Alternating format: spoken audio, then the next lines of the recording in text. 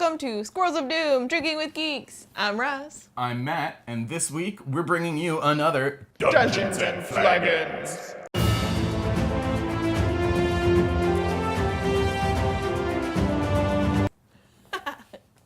So, we're finally getting out of BC for Dungeons and Flagons. Great. We really needed to because obviously local beer. We love to support everything that we can do when it's local stuff, but at the same time, for the rest of you out there, maybe you're not near those places. So, what else can you find? One of these. Yeah, so we have chosen a fantastic, well, we haven't tried it yet, but we've tried their other beers. And this brewery is great. Odin Brewing from Tukwila, Washington. Ooh. Yes. Exotic sounding. Tukwila. Indeed.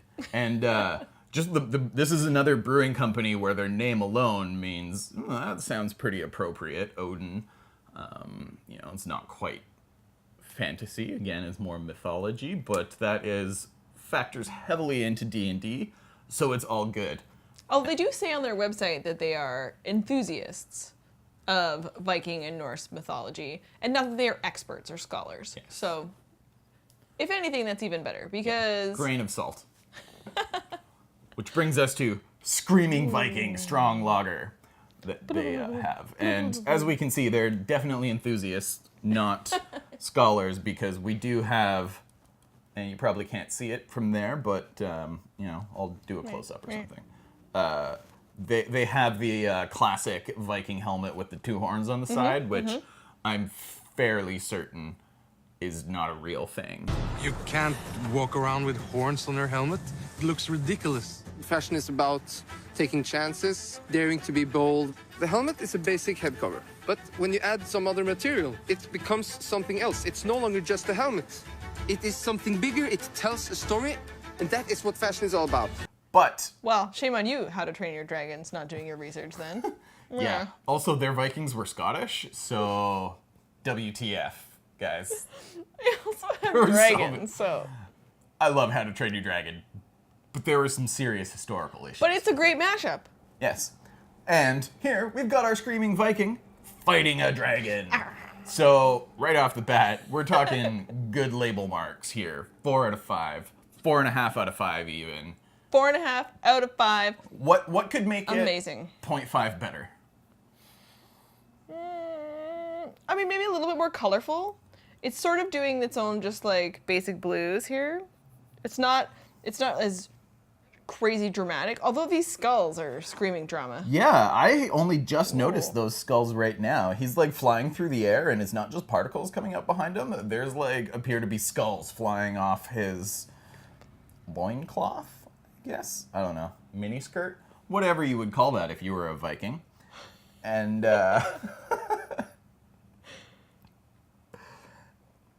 But I think the only thing that could give it that extra 0.5 is if it wasn't specifically Viking and was more like Screaming Barbarian or something, because Viking puts it at an actual historical, real.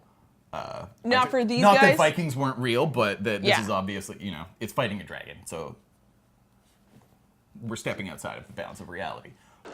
People assume that time is a strict progression of cause to effect, but actually, from a non-linear, non-subjective viewpoint, it's more like a big ball of wibbly-wobbly, timey-wimey stuff. That's why only 4.5 for label art instead of a full 5.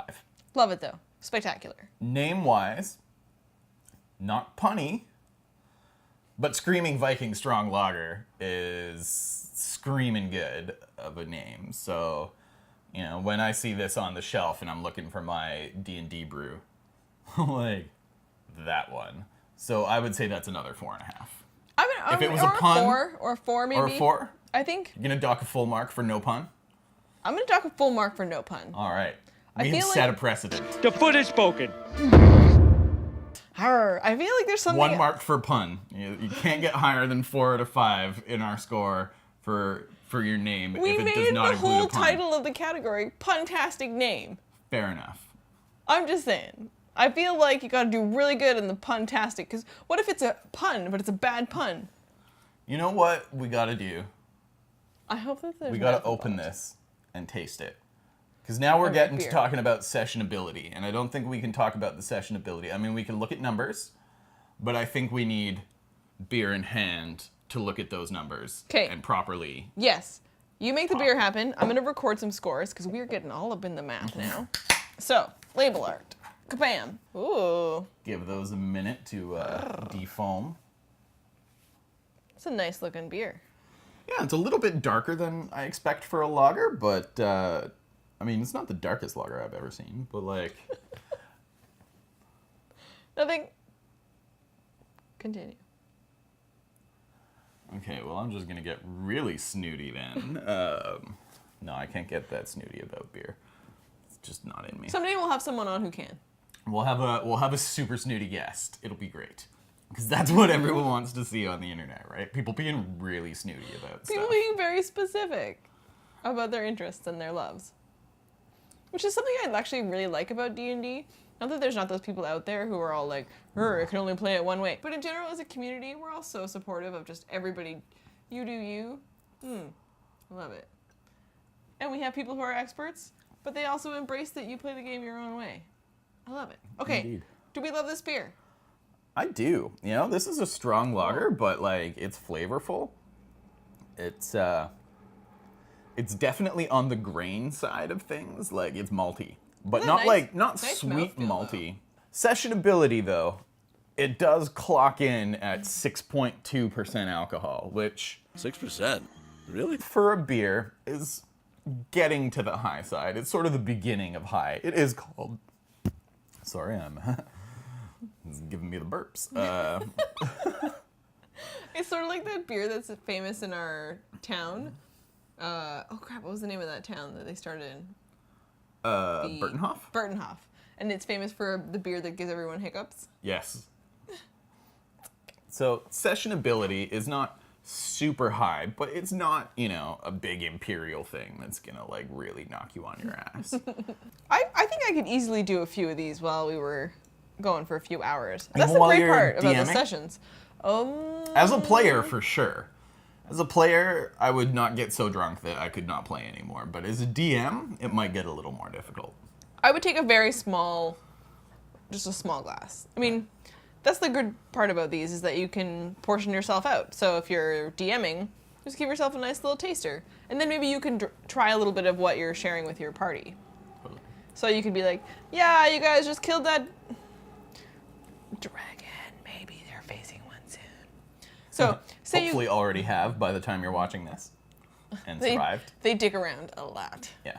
So if you're doing something like that where you guys are all sharing, as the DM, you just take a nice little sampler. Yeah.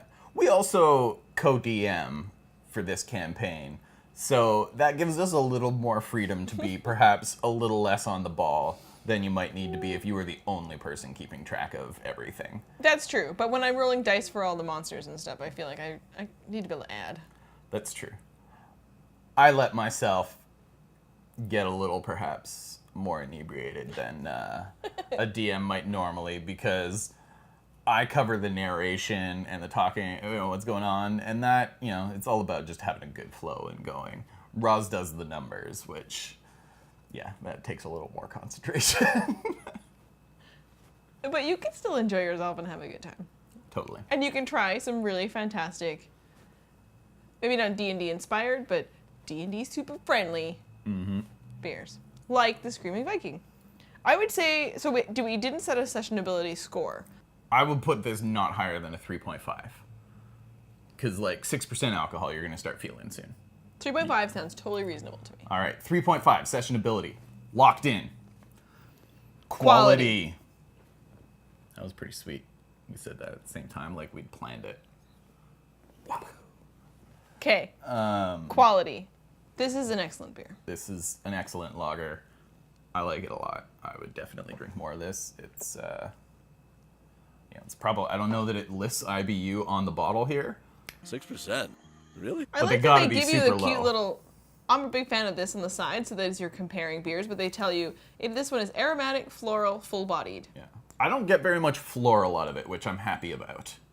I mean, maybe you said a little bit fruity. That's sort of that same. I said it's not very fruity. 6%. Okay. Well, I'm getting not mostly very grain out of is still this. some. Yeah, okay. Technically correct. The best kind of correct.